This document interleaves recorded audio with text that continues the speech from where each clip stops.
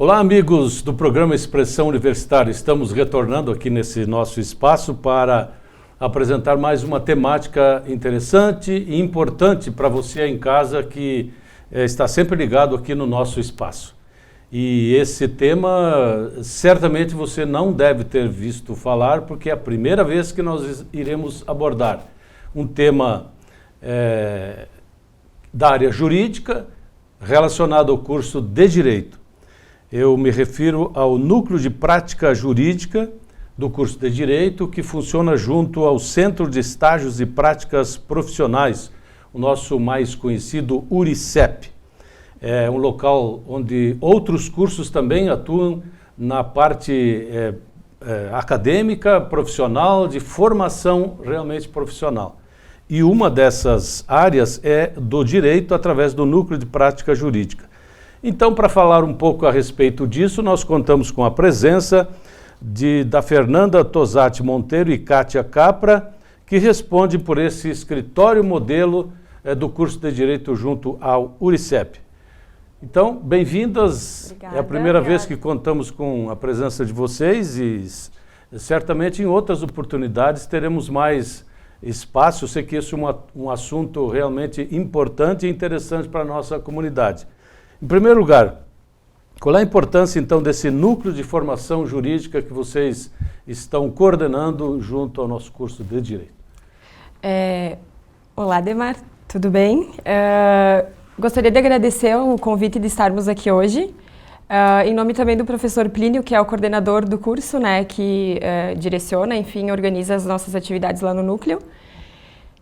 Como primeiro ponto, eu gostaria de destacar que o núcleo ele surgiu no ano de 2017 como uma necessidade, na verdade, a coordenação do curso sentiu a necessidade de proporcionar aos estudantes, aos acadêmicos do curso, uma vivência mais real da prática da advocacia.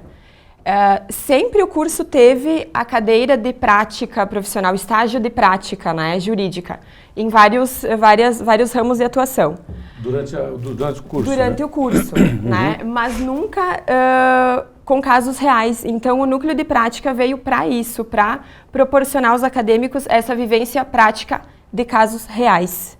Isso começou em 2017, então, e segue até hoje. Me desminto, se for necessário, mas foi mais ou menos quando se afastou, digamos assim, se encerrou a Defensoria Pública lá? Ou não teve nada a ver com esse aspecto? Foi nessa data ou não?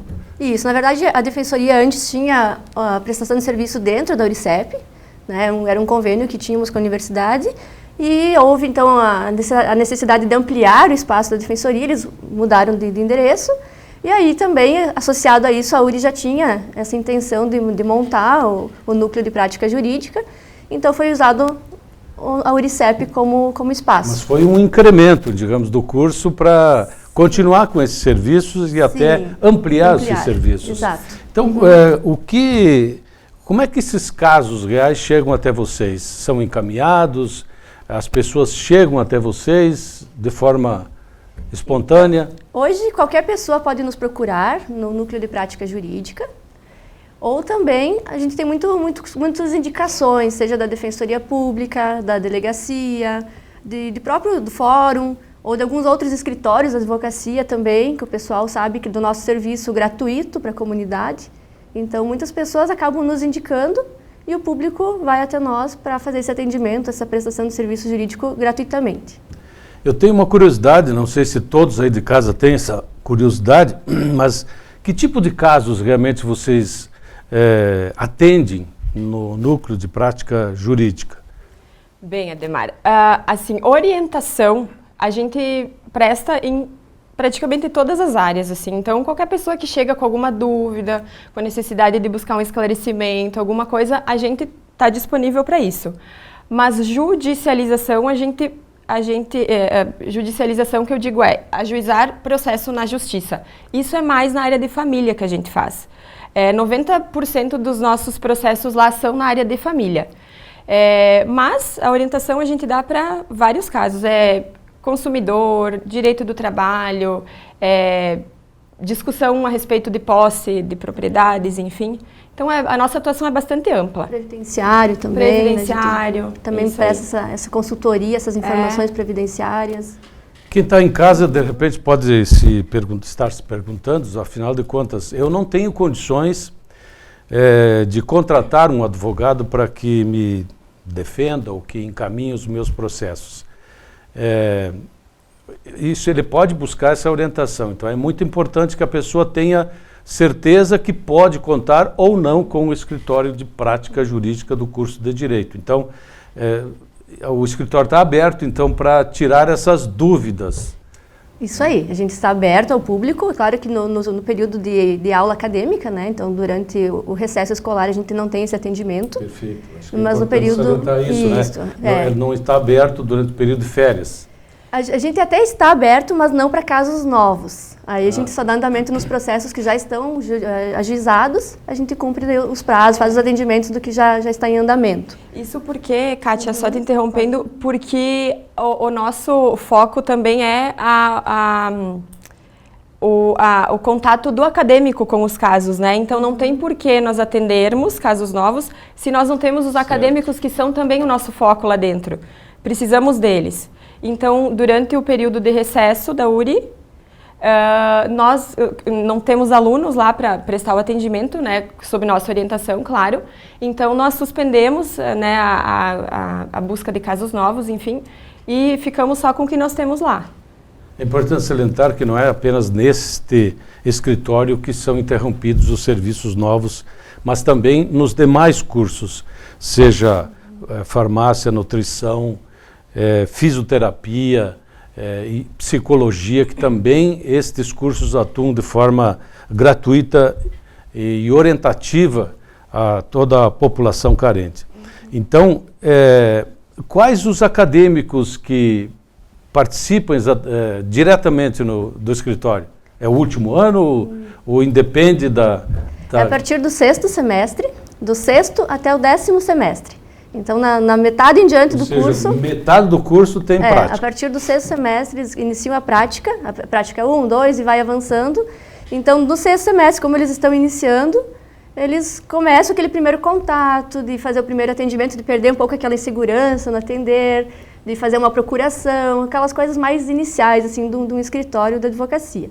E aí eles vão, repetidamente, semestre a semestre, aprimorando, então, voltando para o núcleo, prestando ali os atendimentos, a elaboração de peças, indo ao fórum. Então, toda essa rotina do escritório, até que chega o 10º semestre já muito mais capacitado para entrar no mercado de trabalho. Eu imagino como é que é uma pessoa entrar de forma quase que leiga numa atividade como essa e depois de formado.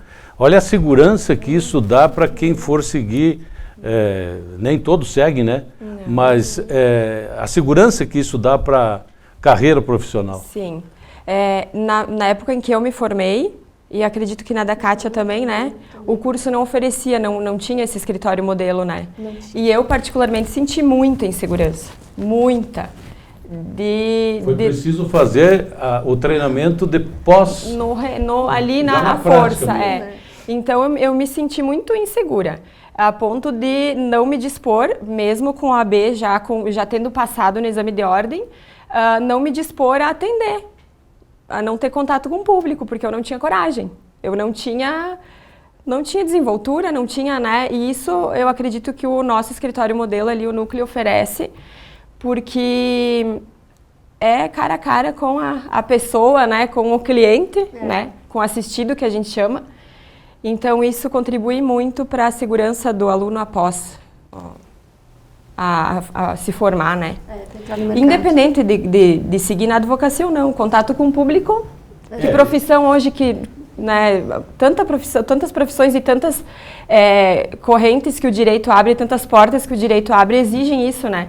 Então, o núcleo só vem a somar na vida acadêmica. Eu imagino, assim, como é que se dá a criação, a descoberta por uma carreira, seja na área jurídica, mesmo tendo um leque bastante expressivo de formação. Mas acredito que a contribuição e a segurança que isso dá aos futuros acadêmicos é extremamente importante.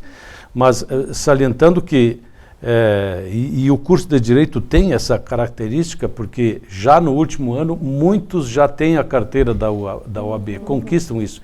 Isso dá mais segurança ainda para se tiver alguma dúvida com relação à carreira a seguir.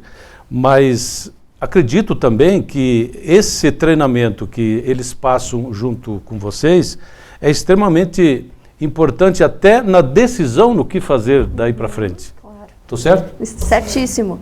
A gente realmente vê a evolução dos alunos, do 6º semestre até o 10º, como eles vão melhorando a desenvoltura no atender, a forma de abordar a pessoa.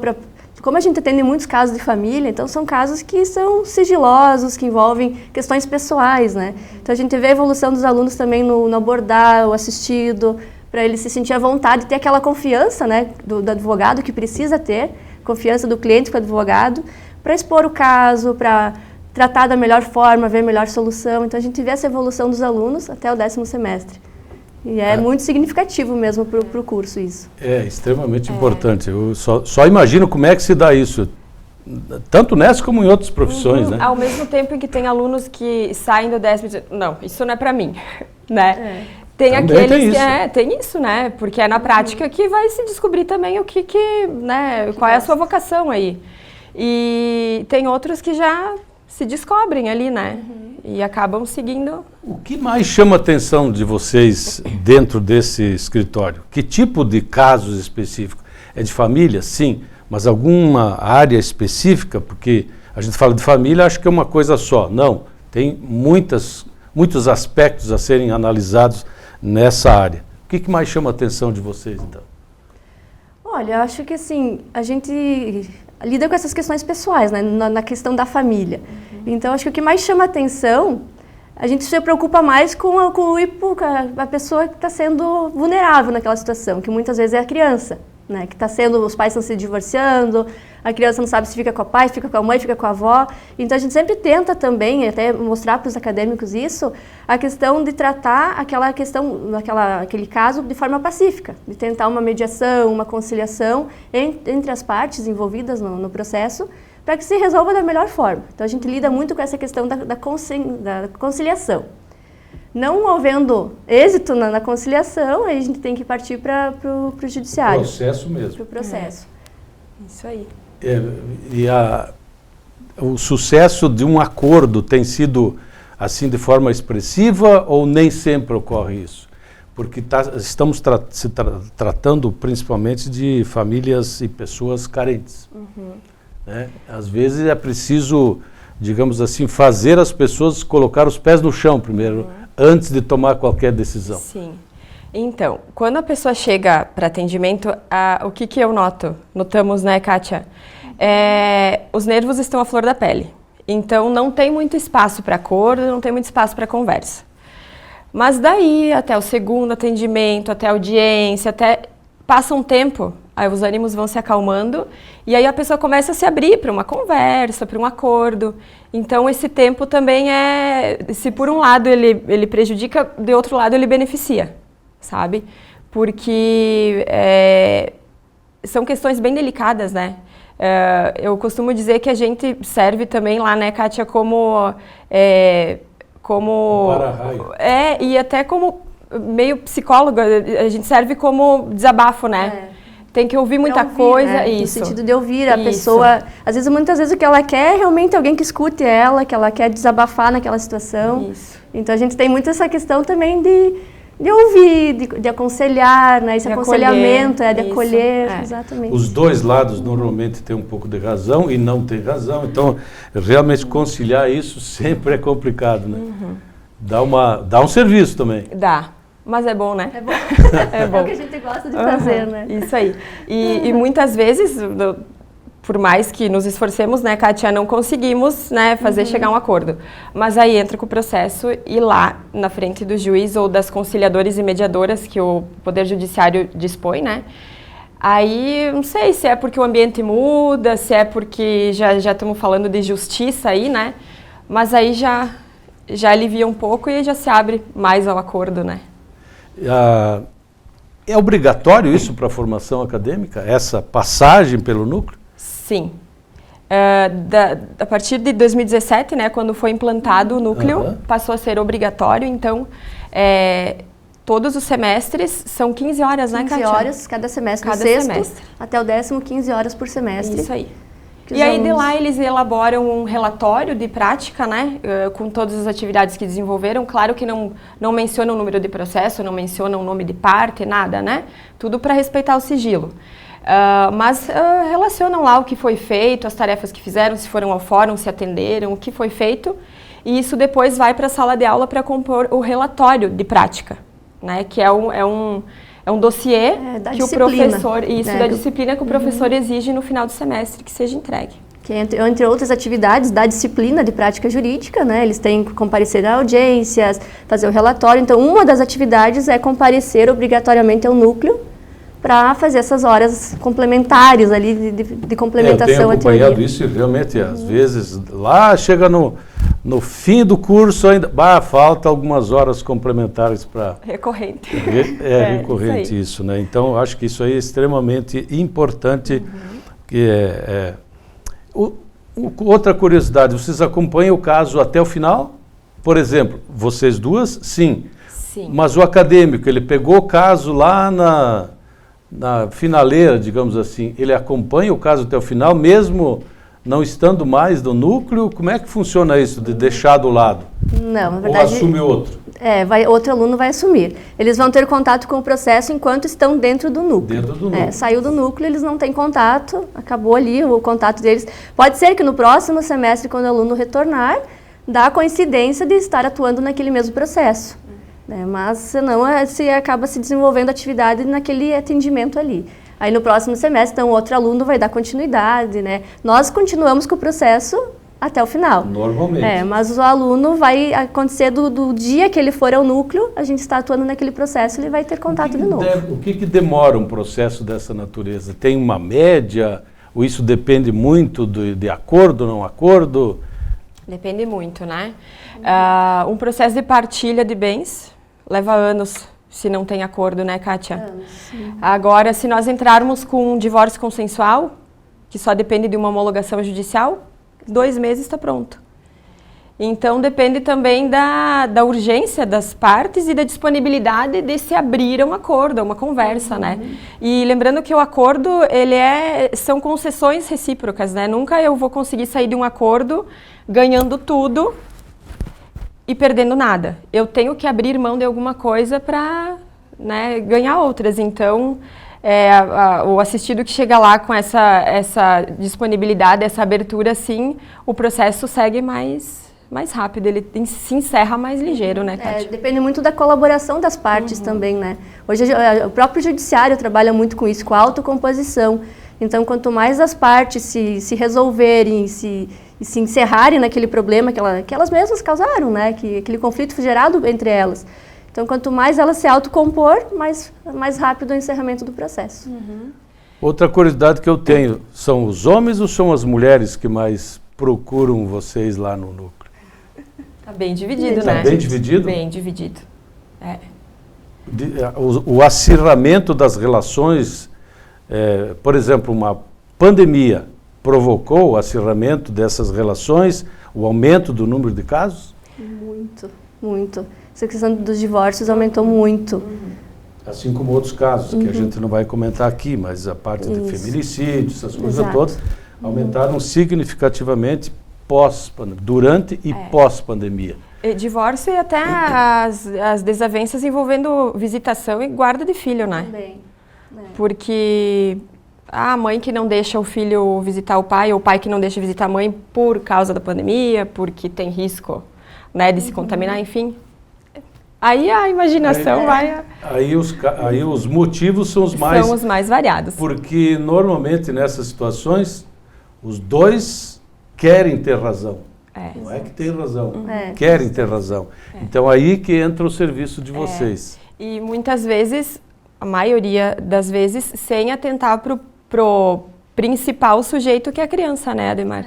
E quando há casos apenas que o casal está brigando, entre aspas, por algo, é mais, digamos, mais simples, mas quando tem uma criança, nem sempre os dois lados veem esse aspecto que tem uma criança que precisa ser de mais do que nunca respeito e, né? É ela que é levada em conta, ela que é o interesse e a proteção dos direitos dela que prevalecem. Não interessa se o pai gostaria de ter X tempo de convivência com a criança, se a mãe gostaria de ter a guarda.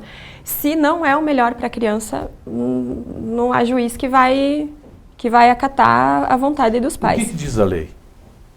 Quanto quando houver a criança, a mãe sempre vai ficar com a criança, é isso? Não. Nem sempre. É sempre, como a Fernanda comentou, sempre o melhor interesse para a criança. Aí nessa questão de disputa de guarda, assim, vai ser feito um estudo social, vai uma assistente social conversar, entrevistar o pai, a mãe, ver a casa, as condições. Qual dos dois tem realmente as melhores condições de ficar com o filho, de dar uma boa educação, de ajudar no desenvolvimento dessa criança. Quer dizer, pode ser um lado ou outro. Pode ser um lado e ou nem outro. a condição financeira, né, Kátia? É condições, eu diria antes, emocionais. Porque para uma eventual condição financeira desfavorável, aí existe outro lado que paga a pensão. Sim. Né? Então, é muito mais do que condição da proteção financeira. mesmo. Quem tem melhores condições de proteger aquela criança, né? De cuidar dela. Na hora de fazer a criança, tá tudo bem. Depois é que vem os problemas. E às vezes, problemas relacionados à própria... Não é problemas. Criança é criança. E nem todos os pais têm esse equilíbrio de entender que criança não é adulto. Então, às vezes forçam a barra também para que a criança entenda, não é bem assim, e aí começa a desavença entre o casal. Então, por isso que cada vez mais, eu repito aqui, que o trabalho de vocês é extremamente importante em fazer as pessoas baixar o nível, baixar a guarda. Baixar a guarda, principalmente, e entender que são dois seres que precisam pensar num terceiro ser. E sabe o que é importante também, Ademar? Quando a gente não consegue, né, conciliar, não consegue fazer os assistidos chegarem num acordo, nós temos a oportunidade lá de pedirmos uma sessão de mediação ou conciliação junto ao Sejusc do Fórum, que é o Centro Judiciário de Solução de Conflitos. É isso, né, Kátia? Isso aí. Não é o juiz quem preside as sessões lá, são conciliadores ou mediadores. Em sua maioria, advogados, assistentes sociais, né? Psicólogos, que têm uma formação diferenciada e um olhar diferente para aquela situação, né, familiar. Então, isso também contribui bastante. E tem bastante resultado também. Muito resultado na solução daquele caso. Pelo que a gente percebe, pelo que se lê por aí, pelo que se vê por aí, é cada vez mais comum isso. Sim. Então, vai precisar de mais gente como vocês para atuar nesses casos ou não? Ou o que temos é o suficiente? Vai. É necessário. Até a gente tem essa parceria com a Defensoria Pública também, né? Para ajudar, porque a Defensoria sobrecarrega muito com essas demandas. Então, quando há colidência, também encaminho para nós. Então, a gente vê também que aumentou muito a demanda e vai precisar muito mais profissionais preparados para atuar nesses tipos de ações. Um último aspecto, antes de encerrarmos, vocês diriam que a introdução do núcleo de prática jurídica pode ser considerado um divisor de águas aí na formação acadêmica? Porque me parece que isso dá Com certeza. uma solidez na formação.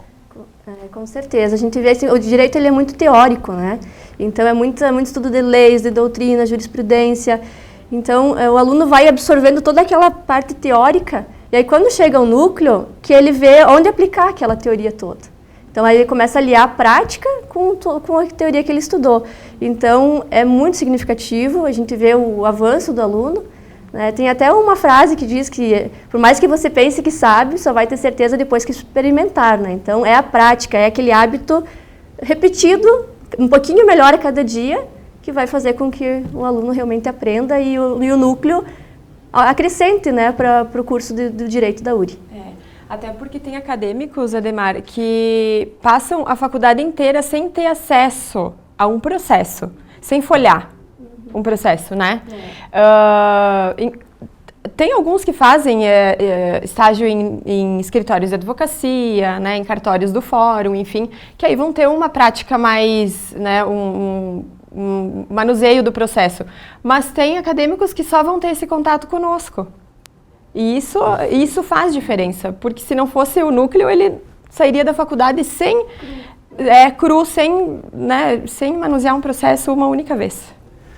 Perfeito. Estamos encerrando o nosso programa Expressão Universitária e contamos com muita alegria aqui com a presença da Fernanda Tosatti Monteiro e Kátia Capra, do Núcleo de Prática Jurídica do curso de Direito que funciona lá na Uricep. Então, qualquer dúvida, se você precisar dos serviços, procurem a Fernanda e a Kátia, que elas estarão recebendo vocês lá com muito prazer e muito carinho. Ok? Fernanda, obrigado pela sua presença. Kátia, igualmente, obrigado pela sua presença aqui no nosso espaço. E a você em casa que semanalmente nos prestigia, o nosso carinho, o nosso abraço. Até a semana que vem.